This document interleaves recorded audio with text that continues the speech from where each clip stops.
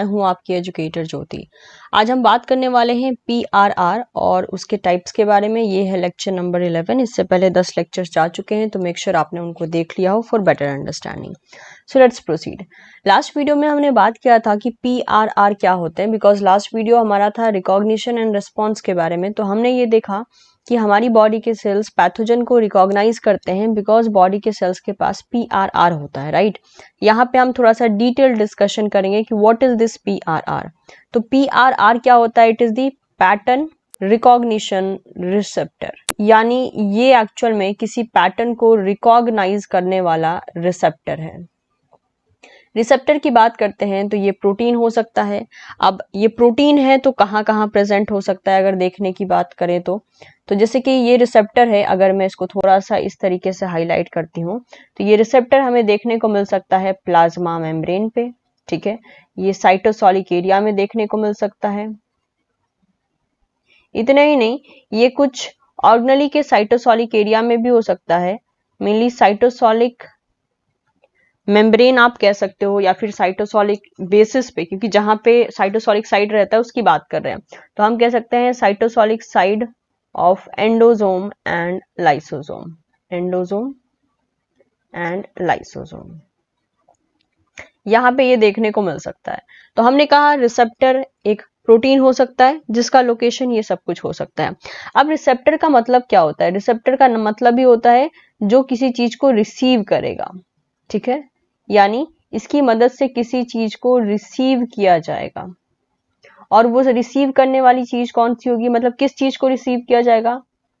वो होगा सिग्नल। अगर हम बात करें to whom this receptor is going to receive, it will be what?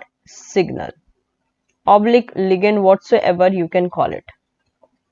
ये हो गया इसका एक बेसिक डेफिनेशन, यानी अगर हम पूरे तरीके से कवर करना चाहें तो पीआरआर एक रिसेप्टर होता है जिसका नेचर प्लाज्मा मेम्ब्रेन, साइटोसोलिक या फिर साइटोसोलिक साइड ऑफ एंडोसोम या लाइसोसोम हो सकता है। इसका काम होता है रिसीव करना मेनली सिग्नल को, ठीक है। ये एक बेसिक डेफिनेशन हो गया पीआरआर का। अब बात आती है, जैसे कि हमने यहाँ पे डील कर लिया व्हाट, कि ये है क्या, ये एक रिसेप्टर है। अब यहाँ पे हम बात करते हैं इसके लोकेशन की, ठीक है। इसका लोकेशन कहाँ पाया जाता है? मेनली लोकेशन हम बात कर रहे हैं सेल के मामले में, ठीक है, क्योंकि हम मतलब कि सेल में भी कौन सा नेचर होता है, प्लाज्मा मेम्ब्रेन, साइटोसोलिक हमने देख लिया। अब सेल के मामले में इसका लोकेशन क्या होता है? तो सेल के मामले में एक लोकेशन इसका मेजर देखा जाता है, वो हो सकता है इम्यून सेल, ठीक है। इम्यून सेल में ये पाए जाते हैं। इम्यून सेल का भी अगर हम एग्जाम्पल देखें तो पहला एग्जाम्पल हो जाता है आपके पास माइलॉइड सेल। माइलॉइड सेल जिसमें कि एग्जाम्पल्स चले आते हैं monocytes, macrophages, dendritic cell, neutrophils, basophils, eosinophils, mast cell, ये सारे माइलॉइड सेल्स में चले आते हैं। नेक्स्ट हो जाता है लिम्फॉइड सेल्स, ठीक है। लिम्फॉइड सेल्स में चले आते हैं आपके B cells, T cells and NK cells, जो हमने लास्ट वीडियो में डिस्कस किया था। यहाँ पे आप इसके एग्जाम्पल्स लिख सकते हैं। अपार्ट फ्रॉम दिस और भी ऐसे एरिया है जहां पे कि आपको रिसेप्टर्स देखने को मिलेंगे। मेनली कौन सा एरिया है वो आप कह सकते हो अपार्ट फ्रॉम इम्यून सेल्स, वो आप कह सकते हो अदर एरिया ऑब्लिक सेल्स कह सकते हो। वो कौन कौन से हैं? फॉर एग्जाम्पल अगर मैं पहला ही एग्जाम्पल दूं आपको, तो ये जो पीआरआर है इम्यून सेल्स पे तो एक्सप्रेस होते ही हैं, मेनली माइलॉइड एंड लिम्फॉइड पे। इसके अलावा कुछ और सेल्स भी हो गए, जैसे कि अगर हम एग्जांपल लेते हैं एपिथेलियल सेल, ठीक है। तो जो एपिथेलियल सेल स्किन में मिलते हैं, म्यूकोसल एरिया में मिलते हैं या फिर ग्रैन्युलर टिश्यू में मिलते हैं, वहां पे भी जो है पीआरआर का प्रेजेंस देखा गया है। सेकेंड एग्जाम्पल की बात करें तो वैस्कुलर एंडोथेलियल सेल, जिन्होंने ब्लड वेसल को लाइन करके रखा है, एज वेल एज फाइब्रोब्लास्ट को। और भी बहुत से एरिया है जहां पे ये पाए जा सकते हैं। तो ये हो गया लोकेशन, जो कि इम्यून सेल्स भी हो सकता है और साथ ही साथ कोई और सेल्स भी हो सकते हैं, जो कि यहाँ पे दो टाइप मैंने मेंशन कर दिए हैं, ठीक है। नेक्स्ट बात करते हैं कि ये जो पीआरआर है इनका फंक्शन क्या होता है। सेकेंड पॉइंट, इनका मेन फंक्शन क्या होता है। अब फंक्शन की बात करते हैं तो फंक्शन में भी इनका चला आता है कि इनका मेन फंक्शन होता है ये रिकॉग्नाइज करते हैं। मेनली रिकॉग्नाइज किसको करते हैं? ऑब्वियसली पैथोजन को रिकॉग्नाइज करेंगे। पैथोजन के भी सरफेस के ऊपर कुछ पैटर्न्स होते हैं, मेनली ये उनको रिकॉग्नाइज करते हैं बिकॉज इनका नाम ही है पैटर्न रिकॉग्निशन रिसेप्टर, ठीक है। तो ये रिकॉग्नाइज करेंगे। मेनली किसको रिकॉग्नाइज करेंगे? अगर हम यहाँ पे एग्जाम्पल लिखना चाहें तो यहाँ पे चले आएंगे। पहला एग्जाम्पल हो गया पैम्प, जो कि होता है क्या? पैथोजन एसोसिएटेड मॉलिक्यूलर पैटर्न, ठीक है। तो नाम से ही पता चल रहा है कि पैथोजन के सरफेस पे कोई मॉलिक्यूल होगा, उसका एक पर्टिकुलर पैटर्न होगा, उसको ये रिकॉग्नाइज करेंगे। नेक्स्ट चला आता है मैम्प। मैम्प हो गया माइक्रोब्स के सरफेस पे प्रेजेंट कोई मॉलिक्यूलर पैटर्न, जिसे हम बोलते हैं microbial associated molecular pattern. Third हो गया डैम्प। डैम्प होता है डैमेज एसोसिएटेड मॉलिक्यूलर पैटर्न, यानी सेल्स में जब डैमेज होता है, जब माइक्रोब्स या जब सेल्स में जब डैमेज होता है, जब कोई पैथोजन एंटर करता है, तो उस डैमेज की वजह से जो है कुछ ऐसे मॉलिक्यूल रिलीज होते हैं जो हमारी बॉडी के इम्यून सेल्स को एक्टिवेट कर देते हैं। तो ध्यान रखने वाली बात यह है कि PRR जो है इम्यून सेल के सरफेस पर है, लेकिन वो रिकॉग्नाइज करता है कुछ ऐसे मॉलिक्यूलर पैटर्न्स को जो कि प्रेजेंट रह सकता है एंटीजन या पैथोजन के सरफेस के ऊपर, ठीक है। और इसीलिए इसको इस टाइप से जो है नाम दिया गया है। तो अगर हम एक रफ आइडिया लें, जैसे मान लीजिए अगर हम ये एक एग्जाम्पल लेते हैं और मैं कहती हूँ कि ये जो है पैथोजन है, ओके। अब ये पैथोजन है तो सीधी सी बात है, इसके सरफेस के ऊपर कुछ मॉलिक्यूल्स पाए जाएंगे और उन मॉलिक्यूल्स का कुछ ना कुछ जो है पैटर्न होगा, और इसे ही हम क्या बोल सकते हैं? इसे हम कह सकते हैं पैम्प। और अगर हम कहते हैं कि हम जो है माइक्रोब्स को लेकर चलेंगे, तो मान लीजिए दिस इज अ माइक्रोब्स, ठीक है, ये इसका फ्लैजिला है, या फिर ये हो गया माइक्रोब्स, ठीक है, इसकी बॉडी पे इस टाइप से जो है फ्लैजिला है। और अगर हम इसको लेकर चले कि बॉडी पे जो इसके मॉलिक्यूलर पैटर्न्स प्रेजेंट हैं, इसको जो है हम मैम्प्स कह सकते हैं। तो इसी टाइप से जो है ये वैरी करता रहता है, इसीलिए पैम्प बोला है या मैम्प बोला है। मैम्प को आप एक टाइप का पैम्प मान सकते हैं, क्योंकि माइक्रोब्स को भी हम पैथोजन के कैटेगरी में डाल सकते हैं, ठीक है। तो उम्मीद करती हूँ ये वाली बातें जो है आप लोग को क्लियर हो गई होंगी। अपार्ट फ्रॉम दिस मेनली ये देखने को मिलता है कि अगर हम एक रफ एस्टिमेशन ले कि ये काम कैसे करते होंगे, ठीक है। एक रफ एस्टिमेशन ले लेते हैं। फॉर एग्जांपल, जैसे कि मान लीजिए PRR प्रेजेंट है, कहाँ पे प्रेजेंट होगा? ये हम बॉडी का सेल्स इमेजिन कर लेते हैं, ठीक है। ये है इम्यून सेल्स, इम्यून सेल्स, ठीक है।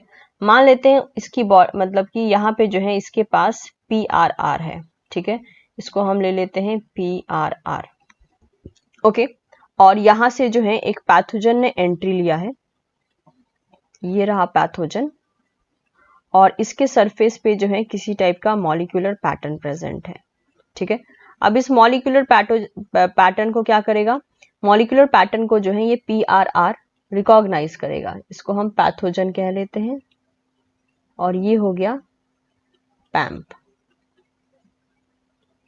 तो अब क्या होगा? जब भी पैम्प और PRR जब मिलेंगे, यानी whenever they are going to encounter, और ये कहाँ होगा? ये वेरी ऑब्वियस इम्यून सेल की बात करें और ये बाहर से आया है, इसी को हम एंटीजन कह सकते हैं। तो होगा क्या? इनके आपस में इंटरेक्ट करने की वजह से बॉडी में एक सिग्नलिंग पाथवे चलेगा, ठीक है। It will be signalling pathway. Signalling pathway का एक्टिवेशन हो जाएगा, और इसके एक्टिवेशन की वजह से एक प्रोटेक्टिव रिस्पॉन्स बॉडी में क्रिएट होगा। इस प्रोटेक्टिव रिस्पॉन्स में क्या क्या देखने को मिल सकता है? फर्स्ट ऑफ ऑल, ऐसा हो सकता है कि देयर में be a production of protein and peptide. Protein और पेप्टाइड वो होंगे जो कि हमारी बॉडी का प्रोटेक्शन करेंगे, या फिर ये जिस भी प्रोटेक्टिव रिस्पॉन्स की हम बात कर रहे हैं, ये रिस्पॉन्स फैगोसाइटोसिस को इनहेंस कर देगा, ओके। या फिर ये सेल डेथ को रेगुलेट भी कर सकता है, सेल डेथ रेगुलेशन।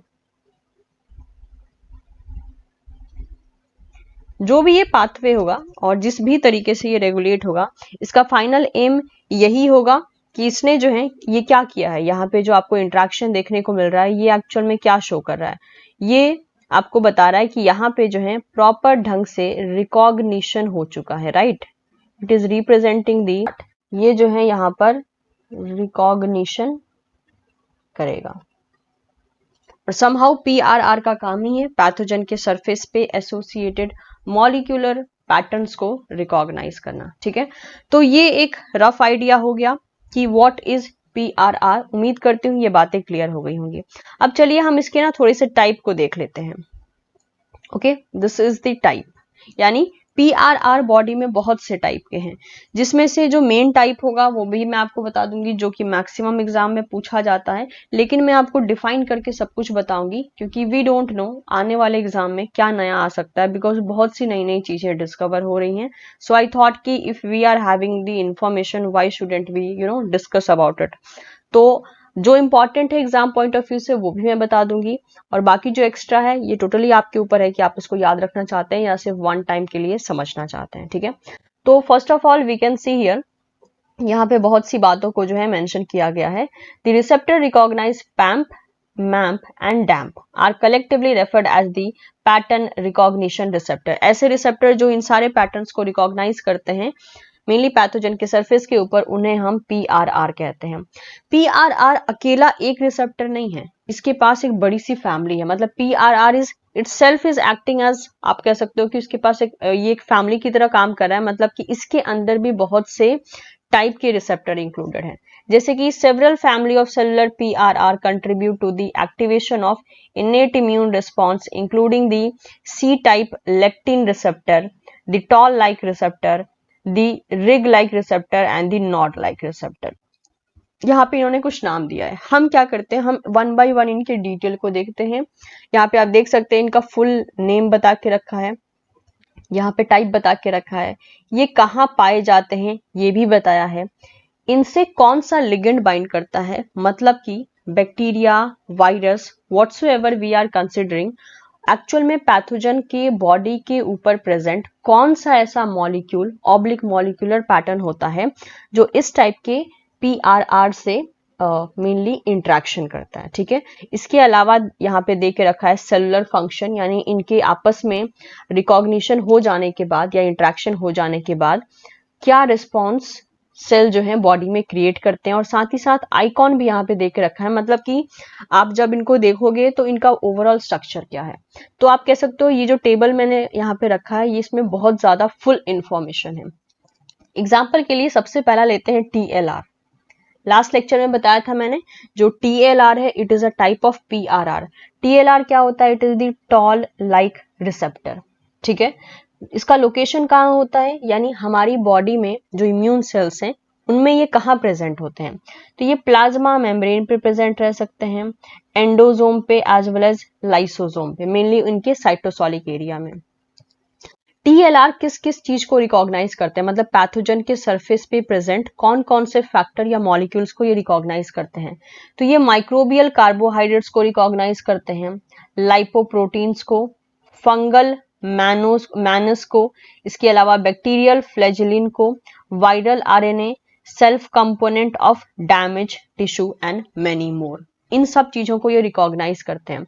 इनके रिकॉग्निशन के बाद मतलब कि TLR and ligand, TLR is acting as what, अगर हम यहाँ पे इसको मेंशन करना चाहें तो यहाँ पे जो पोर्शन है ये वाला कॉलम, ये आपको रिसेप्टर का पोर्शन दे के रखा है। तो रिसेप्टर तो ये रहा और लिगेंड आपको ये रखा है। मतलब कि TLR जब अपने लिगेंड से बाइंड करता है तो ये जो है एज अ रिस्पॉन्स देखने को मिलता है इन सेल।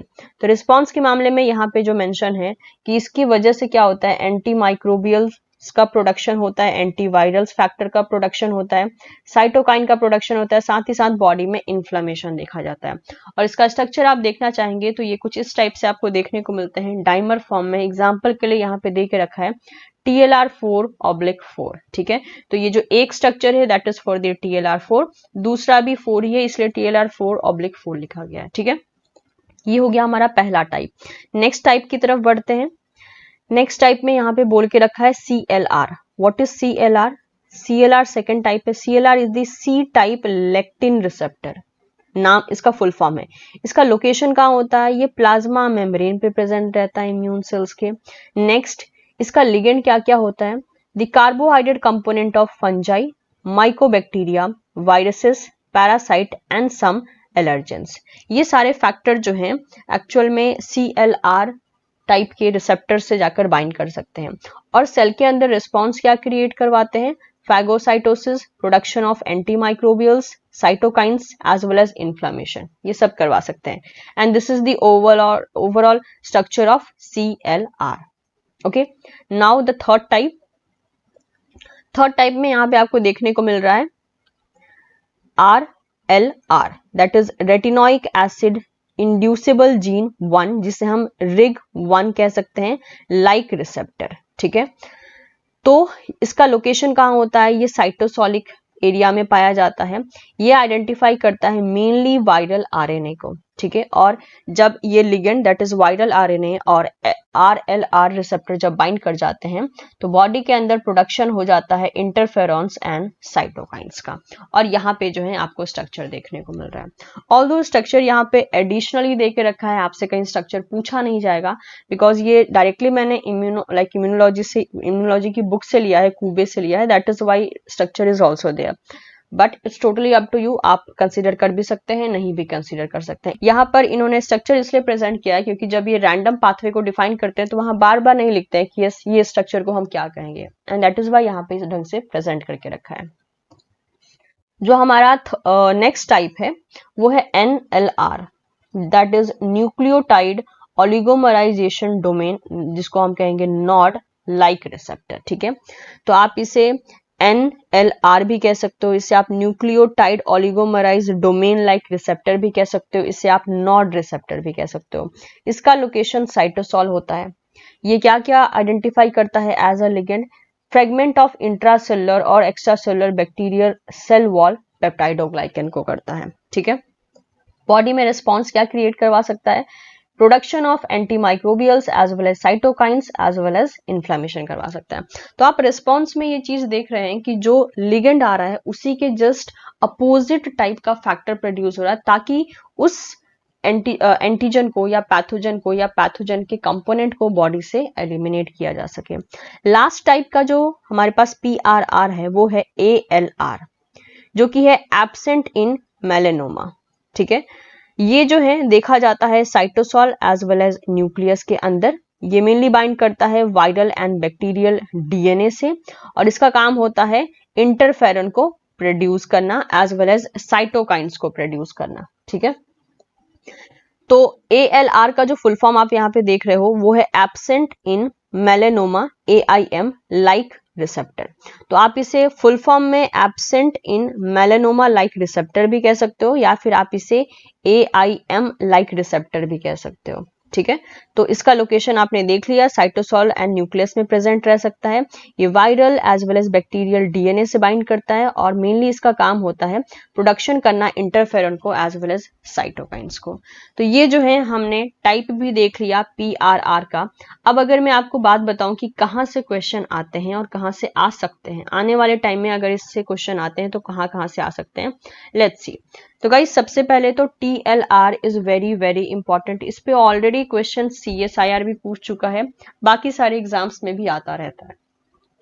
ऑल्दो TLR का एक डिटेल लेक्चर जो है मैं आने वाले टाइम में लेने वाली हूँ, माइट बी इसके बाद का जो नेक्स्ट वीडियो होगा वो TLR का ही होगा, because there are so many different type of TLR जो कि अलग अलग चीजों को आइडेंटिफाई करते हैं और उसके बेसिस पे क्वेश्चन चला आता है। तो इसको तो हम डिटेल में डिस्कस करेंगे अपने आने वाले लेक्चर में। तो ये तो आपका डन हो जाएगा, उसकी कोई प्रॉब्लम नहीं है। इसके बाद CLR, बाकी सब के बारे में किसी एग्जाम में अभी तक नहीं पूछा गया है, but there is a chances कि पूछा जा सकता है। जैसे कि स्पेसिफिकली CLR का लोकेशन आपसे पूछा जा सकता है बिकॉज ये बहुत स्पेसिफिक है, खाली बोल रखा है प्लाज्मा मेम्ब्रेन पे पाया जाता है, सो वी कैन एज्यूम कि माइट भी यहाँ से क्वेश्चन आ सकता है।